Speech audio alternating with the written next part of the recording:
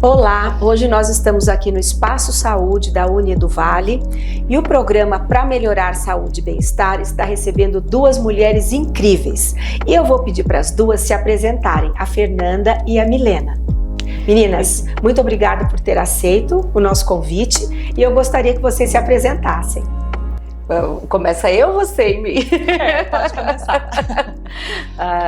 Primeiramente é um prazer estar no seu programa, agradeço demais o convite.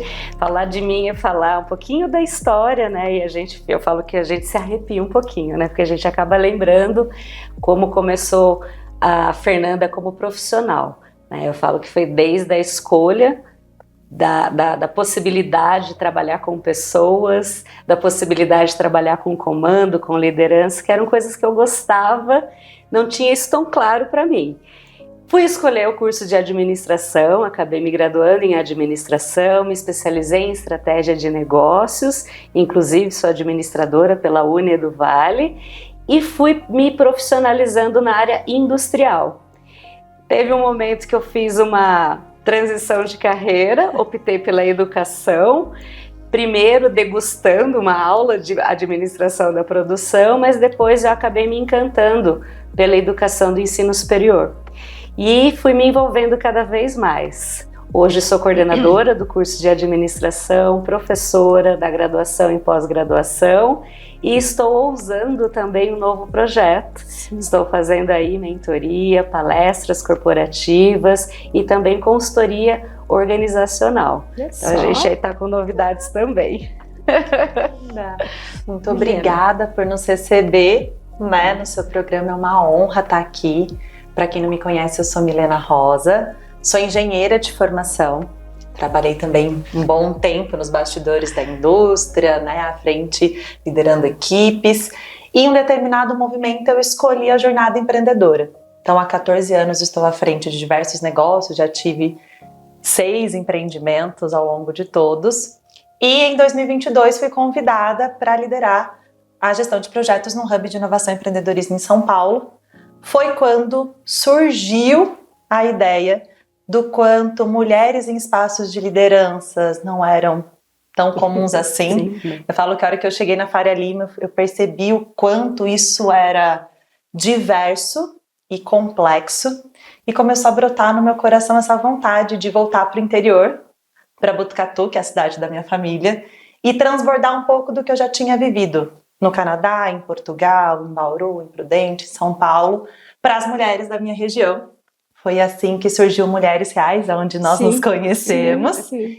E agora, vindo também para Avaré, tivemos uma edição linda aqui na Unieduvale e cada vez mais a gente tem observado a importância de mulheres à frente de programas como esse, né, colocando a tua voz no mundo, à frente de coordenações de curso como a Fernanda, despontando, né, na área de gestão, e entre outras áreas, né, o agronegócio, a própria internet, né, as infoprodutoras, e é esse o meu papel hoje. Gente, que maravilha! E hoje nós vamos falar de um tema, como a própria Milena já citou, sobre empreendedorismo, os desafios, principais desafios. E eu gostaria que a Fernanda ou a Milena comentasse essa questão do empreendedorismo e os principais desafios, principalmente aqui na nossa região. Acho que primeiro a gente tem que desmistificar algumas coisas, né, Mi? É muito comum a gente achar que o empreendedorismo é a abertura de um CNPJ. Sim. E não é somente a abertura de um CNPJ. O empreender, ele se torna um conjunto de características, né? Eu falo que a gente precisa se comportar de uma maneira diferente, olhando para o mercado de trabalho e transformando ideias em oportunidades de negócio, literalmente, né, Mi? Isso é muito verdade, né? Até saiu um post ontem que me tocou muito da Camila Farani, uma das maiores investidoras brasileiras, dizendo quanto ela investe em intraempreendedorismo. Então, empreendedorismo de fato é um estilo de vida, é um comportamento, um conjunto de características que não importa se eu estou dentro de um CNPJ, com uma coordenação, uma supervisão, uma gestão, né? É a forma como eu olho para o problema pensando em solução, ou à frente do meu próprio CNPJ, escolhendo empreender. Daí eu brinco, né? Tem muitas empresárias que não têm características empreendedoras, tem muitos gestores que são mais empreendedores que muitos donos de CNPJ. E quais são os desafios que vocês encontram quando vocês vão fazer as palestras ou mentoria? Quais são os principais desafios que as mulheres, vamos falar das mulheres, porque a gente sabe, como a Milena falou, que as mulheres hoje estão à frente de muitas áreas de trabalho, né? E o que vocês sentem, que dificuldade, de uma forma geral, elas têm para empreender? Acho que nós mulheres, eu falo que a gente não é uma única potência, né, Mia? Acho que a gente está à frente da nossa vida pessoal. Muitas mulheres, elas também são mães, né? As mulheres somos filhas, temos famílias, mas a gente também tem a possibilidade de somar isso com um olhar profissional também. Então, quando a gente olha a questão do empreendedorismo, principalmente na área do empreendedorismo feminino, a gente entende que pode ter vários entraves, algumas dificuldades de começar a estruturar a sua carreira, seja ela no empreendedorismo, ou na liderança, ou em qualquer área, somando essas potencialidades. Eu acho que o grande desafio é entender que a gente não precisa escolher ou ser mãe, ou ser empreendedora, ou ser gestora. A gente pode ter uma somatória dessas potências, de alguma forma. E também a gente começa a entender que quando a gente assume esse papel no mercado de trabalho, a gente também precisa buscar o conhecimento, a capacitação. Então também existe aí alguns desafios nesse sentido, de entender se capacitar, de preparar o que você quer. Você tem que se informar, você tem que estudar para que você consiga colocar uma loja para funcionar, um restaurante, enfim, né? Algo assim que você queira empreender. Então você precisa se preparar. Eu falo que quando você começa a entender, estruturar, pensar no cliente como cliente, no perfil que ele tem, no seu produto, no valor que você pode agregar. Eu posso me tornar milionário fazendo um ótimo cachorro-quente, mas eu tenho que ter uma estruturação e um posicionamento para eu entender qual o caminho que eu vou estar seguindo. E isso acaba se tornando um desafio, né, Mia? E prática, e na prática?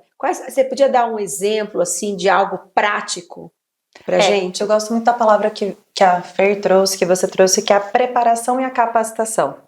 Quando eu me preparo para agir e saio do fazejamento ao invés do planejamento estratégico, quando eu me preparo para empreender e de fato busco uma estruturação e não simplesmente abrir um CNPJ mediante uma ideia, uma hipótese de sucesso, né, de uma moda que pode acontecer, eu estou muito mais apta a ter sucesso. E daí acho que tem alguns números que nos trazem um viés sobre isso.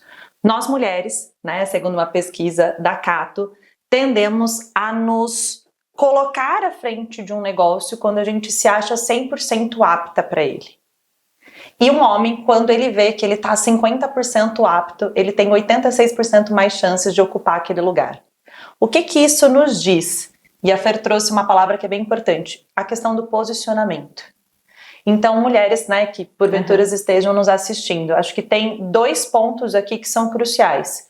Primeiro, a capacitação e a preparação antes de colocar esse negócio na rua e, de fato, estruturar essas bases, a base do seu servir, como você vai administrar esse negócio, como você vai encantar o teu cliente, a jornada de experiência dele e como você vai comunicar isso.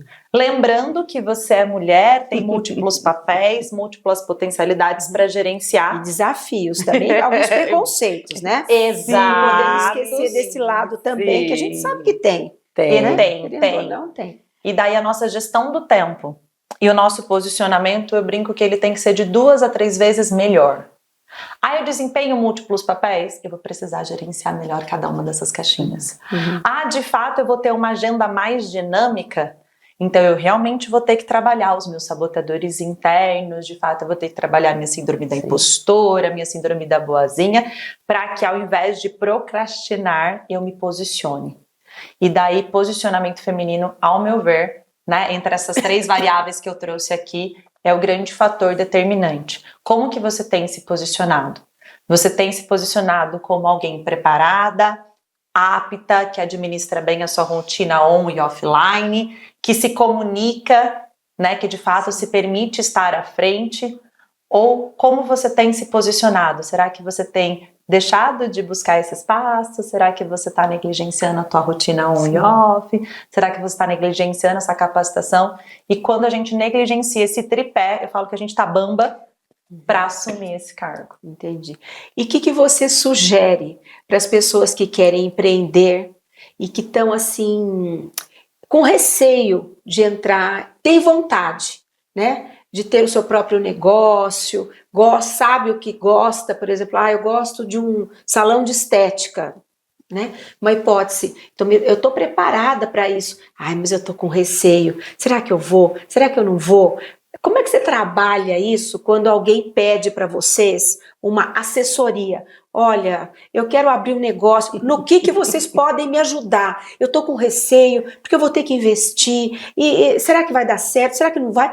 O que eu devo fazer? Porque eu acho que as pessoas procuram vocês muitas vezes para isso. Sim. Entendeu? Porque vocês estão aptas e preparadas e posicionadas para estar atendendo esse tipo de demanda. Então eu gostaria que vocês falassem um pouquinho dessa dificuldade que as pessoas têm. Acho que já começa por esse primeiro ponto, que é o pedir apoio, pedir ajuda. Né? Quando a gente fala de capacitação, a gente também entende que a gente não é especialista em tudo o tempo todo. Certo. E que existem profissionais que estão aptos a colaborar de alguma forma para a estruturação, para o crescimento, para a expansão do negócio. Eu acho que a gente abre uma empresa pensando nela como se ela fosse um investimento.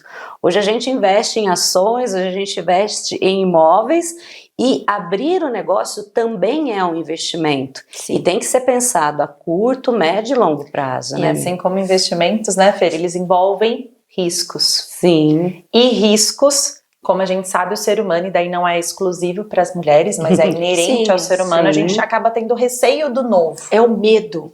Eu acho que é medo. O medo do novo. E daí eu gosto muito de trazer o que eu chamo de curva do desespero, né? Ou melhor, né? A curva da gestão da mudança.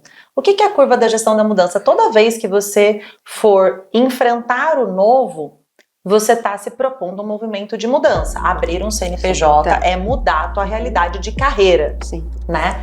Tá, eu vou dizer sim para isso. Quais são os pontos que eu preciso me atentar? Né? Primeiramente, eu preciso me atentar que eu devo tender ao que a gente chama de negação, que é o que a Fer trouxe. Eu acabo negando apoio, eu acabo achando que eu sei tudo, e eu falo que quando a gente entra na zona do eu sei, eu perco a zona do aprendizado. Entendi. Se você entrar na zona do eu já sei, eu perco o aprendizado. Então, primeiro momento, você vai enfrentar uma negação desse pedido de ajuda, e nós mulheres temos uma tendência maior a achar que força tem a ver com um enfrentamento solitário. E não. A tua maior força, talvez no momento, vai ser reconhecer que você precisa de ajuda. E buscar ajuda, buscar, né? Uma mentoria, uma assessoria, né? Os próprios órgãos que te dão suporte para que você não faça isso sozinha. Né? Que você erre menos. Que você erre menos, não quer dizer que não vai ter risco. Sim. Se você fosse investir num imóvel, você ia procurar um corretor. Certo. Se você fosse fazer um investimento na Bolsa de Valores, como você não é especialista, você ia procurar um assessor de investimento. Sim. Se você tiver com um problema de saúde, você procura um médico especialista. Tá, e na hora de abrir um negócio, que é reconhecido como uma zona de alto risco, um cenário novo, você vai sozinha. Sozinho, né? E daí você acaba entrando numa frustração, porque muitas das vezes as pessoas começam por uma motivação e param pela falta de disciplina e organização. E daí essa é a segunda dica que eu queria deixar para vocês.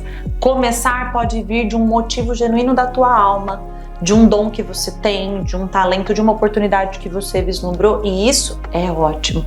Mas o que te vai fazer ter resultado é de fato você somar estratégia, disciplina e constância nesse movimento. Não é empreender um dia, é empreender de fato todos os dias. E para isso tem que buscar pessoas preparadas, sozinha, mentoras, gestoras para ajudar nisso aí tudo, né? Para ter um sucesso. Pessoal, estamos chegando no final do nosso primeiro bloco e eu gostaria de agradecer aqui o Espaço Saúde por nos ceder esse espaço para o nosso programa de hoje. Até já!